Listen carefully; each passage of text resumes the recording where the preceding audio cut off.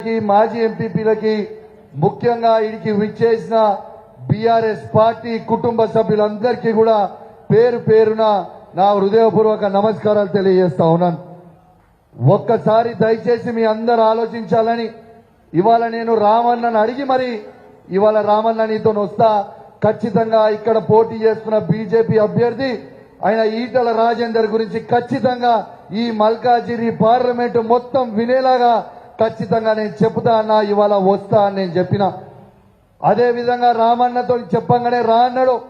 ఇవాళ వచ్చిన మీ అందరికీ ఒక్కటే మాట చెప్తున్నా, హుజురాబాద్ నియోజకవర్గంలో చెల్లని రూపాయి ఇవాళ మల్కాజిరిలో ఎట్లా చెల్లుతుంది అనేది ఒక్కసారి మీరు ఆలోచన చేయండి అని చెప్పి ఈ సందర్భంగా తెలియజేస్తా ఉన్నాను. ఇవాళ హుజురాబాద్ నియోజకవర్గంలో 20 సంవత్సరాలు ఎమ్మెల్యేగా ఉండి ఒక్క తట్టెడు మట్టి కూడా పొయ్యలేని పరిస్థితిలో అక్కడ ఉన్న ఈటల రాజేందర్ గారు అక్కడ ఉండే. ఇవాళ హుజురాబాద్ ప్రజల్ని మోసం చేసిండు, గజ్వేల్ ప్రజల్ని మోసం చేసిండు, అన్నం పెట్టిన కేసీఆర్ గారిని మోసం చేసిండు. ఇవాళ మల్కాజిరిలో మిమ్మల్ని మోసం చేయడానికి వస్తుండు. తస్మాత్ జాగ్రత్తగా ఉండండి అని చెప్పి సందర్భంగా మీ అందరు కూడా తెలియజేస్తా ఉన్నాను. ఒక్కసారి ఆలోచన చేయండి. ఇవాళ 20 సంవత్సరాలు నువ్వు అధికారంలో ఉన్నావు కదా, నువ్వు మంత్రిగా చేసినావు కదా, ఒక 5 సంవత్సరాలు అధికారం లేకుండా ఉండలేకపోతున్నావా?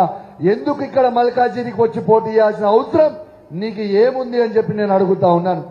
మీరు బాగా ఆలోచన చేయండి. కేవలం తను సంపాదించుకున్న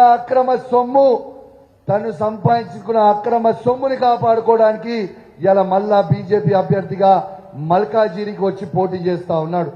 ఇవాళ కేవలం ఆయన సంపాదించిన ఆ భూములని కాపాడుకోవడానికి ఇవాళ మల్కాజిరిలో వచ్చి పోటీ చేస్తుంది.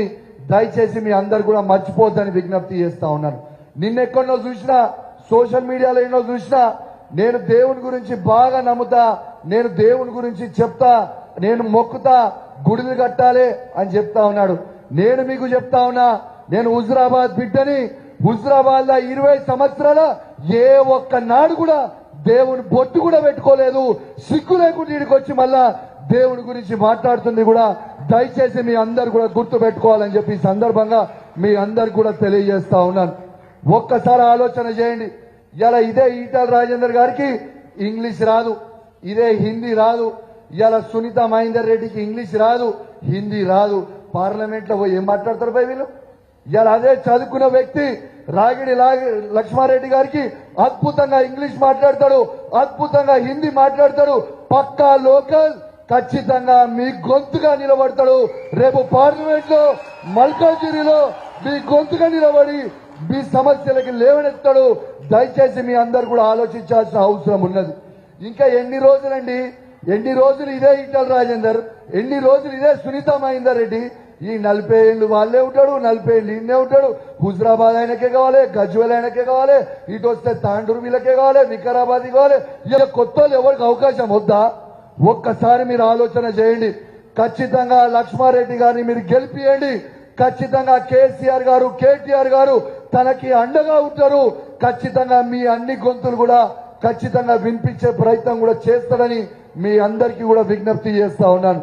దయచేసి మీ అందరు కూడా దండం పెట్టి చెప్తున్నా, నా చేతులు జోడించి మీ అందరు కడుపులోకి తలకాయ పెట్టి మరీ చెప్తా ఉన్నాను. జర దయచేసి కొట్లాడదాం, ఎవరు అధైర్యపడకుని. ఖచ్చితంగా మనకి కేసీఆర్, కేటీఆర్ ఉన్నారు, ఏమీ కాదు. ఖచ్చితంగా ఇక్కడ ఉన్న ముఖ్యమంత్రి రేవంత్ రెడ్డి గారితో ఏమి కాదు. కేసీఆర్, కేటీఆర్ ఈ ఎంటిక కూడా పీకలేడు, ఎంటిక కూడా పీకలేవు. బిడ్డ నువ్వు అమ్ముడు పోయేటోనివి నాకంటే బాగా మీ అందరికీ తెలుసు. మీరే ఆలోచన చేయండి. మీ పార్లమెంట్ సభ్యుడు ఉండే ఈ 5 సంవత్సరాల కనీసం మీకు ఏనాడన్నా ముఖం చూపించిండా? ఏడాడో ముఖం చూపించిండా? ఒక్కసారి మీరు ఆలోచన చేయండి. అదే విధంగా ఇవాళ సునీత మహేందర్ రెడ్డిని తీసుకొచ్చి ఇక్కడ ఎందుకు పెట్టిండా? సునీత మహేందర్ రెడ్డికి అసలు మల్కాజిరి పార్లమెంట్ ఏమైనా సంబంధమా అంటే బీజేపీతో కుమ్మక్కై ఈడ డమ్మి అయిన సునీత మహేందర్ రెడ్డిని పెట్టి ఈటల రాజేందర్ గెలిపిద్దామని పెట్టినాం. అదే విధంగా మీకు చెప్తా, మీ అందరికి చెప్పాలి, సేమ్ హుజురాబాద్ బై ఎలక్షన్ లో ఏ పని అయితే ఈ రేవంత్ రెడ్డి గారు చేసిరో మళ్ళీ అదే పని ఈ మల్కాజిగిరిలో చేయబోతా ఉన్నాడు. తస్మాత్ జాగ్రత్త.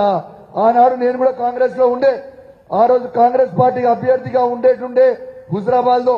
కానీ ఏం చేసిండు, ఇదే ఈటల రాజేందర్ గారి దగ్గర 25 కోట్ల రూపాయలు తీసుకుపోయి అమ్ముడు పోయి కాంగ్రెస్ పార్టీ అధ్యక్షుడిగా ఉండుకుంటూ బీజేపీ అభ్యర్థి గెలుస్తాడని ఆ రోజు చెప్పిండు. ఇవాళ లాభం లేదు ఈయనతో ఉంటే అని చెప్పి ఆ రోజు రాజీనామా చేసి ఇవాళ బీఆర్ఎస్ పార్టీలో చేరినాం. ఆ రోజు ఈరోజు బీఆర్ఎస్ పార్టీలో చేరిన ఆ రోజు.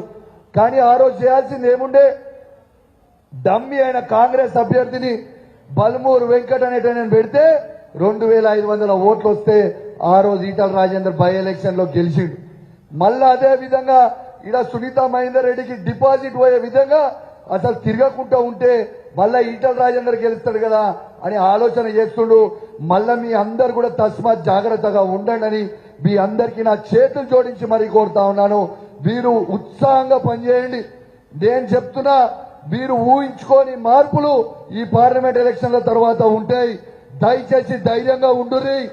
ఏమి కాదు, నేను మీకు చెప్తున్నా, కేసీఆర్ గారు కేటీఆర్ గారు మళ్ళా వాపస్ రావడానికి it is just matter of time. It is just matter of time. మనం అండగా ఉందాం. 10 సంవత్సరాలు ఈ తెలంగాణ రాష్ట్రాన్ని కేసీఆర్ గారు కేటీఆర్ గారు చేసినట్టు అభివృద్ధి ఎవరైనా చేసిర్రా? ఒక్కసారి మీ గుండె మీద చేసుకొని మీరు ఆలోచన చెయ్యండి అని మీ అందరికి కూడా విజ్ఞప్తి చేస్తా ఉన్నాను. దయచేసి పక్కా మీరు గెలిపిస్తారా రాగిడి లక్ష్మారెడ్డిని? పక్కానా? పక్కా అయితే గట్టిగా చప్పట్లు సీట్లు కొట్టి ఒకసారి కేటీఆర్ గారికి వినిపిరా. ఏ వినబడతలేదు, ఇంతేనా? గట్కేసరి దమ్ ఇంతేనా? పక్కానా? డౌట్ లేదా? పక్కా మాటిస్తుంది కదా కేటీఆర్ గారికి, డౌట్ లేదా? మళ్ళా మధ్యలో కూడా వస్తా, మీ ప్రచారాలకు వస్తా, మీ దండం పెట్టి చెప్తా ఉన్నా, మోసపోకుర్రి. ఈటల రాజేందర్ అనే వ్యక్తి మోసగాడు. ఒక్కడే గుర్తు పెట్టుకోండి, కేసీఆర్ ని మోసం చేసినోడు మిమ్మల్ని మోసం చేసినోడు పెద్ద పనా? ఒక్కసారి మీరు ఆలోచన చేయర్రి. హుజరాబాద్ లో బుల్లెట్ దింపితే బుల్లెట్ ఈటల రాజేందర్ కి దిగింది.